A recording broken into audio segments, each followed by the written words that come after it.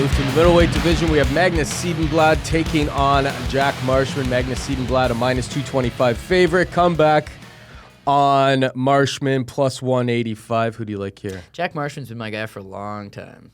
I mean, this is a guy that fought a long time for, a little Bama action. We'd play him all the time on the Fight Network. And he seemed primed to go to the UFC. He's something like 13-0, 14-0. He's tearing through competition. He's going to go. And I remember distinctively because I had to work it. It was a fight between him and Tom Watson. And it was like, winner of this is going to the show. And Tom Watson killed him. And he got derailed after that. And he bounced around, won a couple, lost a couple. But he's always had this knack on him that he's going to break out eventually. He's going to be able to be a star eventually. And then now, finally, when they signed him, I was almost shocked.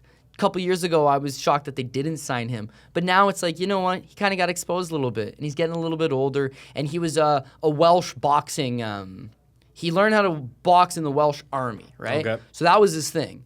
And I just feel like at the level of Bama, at the level of regional British level, he was lighting guys up with his hot hands. As you start to get onto international opponents and you start to take on top-level talent, that stuff doesn't work for you anymore. And I think that was the biggest issue with him, is that he never fully evolved. Now you look at him and he's strung together a good, solid little run of victories. As I mentioned, he's got hot hands. He's always been entertaining in that regard. He's got a good little record, although he ain't undefeated anymore. He's far from undefeated in these days. And now you finally get that call to the UFC because you're in Ireland. Yeah, they need kind of those local guys. You're Scottish, not Irish, but they need those local guys. You know what? This makes sense. But Magnus Cedenblad is no joke. He's far too long, and he's very versatile. He's a good striker. He's good on the ground. He's a guy that's proven at this level.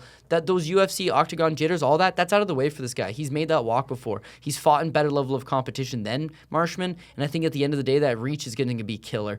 And if the fight hits the ground, it's certainly in Cedenblad's case. So I wish Magnus Cedenblad would fight a little more often. I mean, he's kind of a guy that sits on the sidelines, but when he does fight, I've been thoroughly impressed with him, to be honest.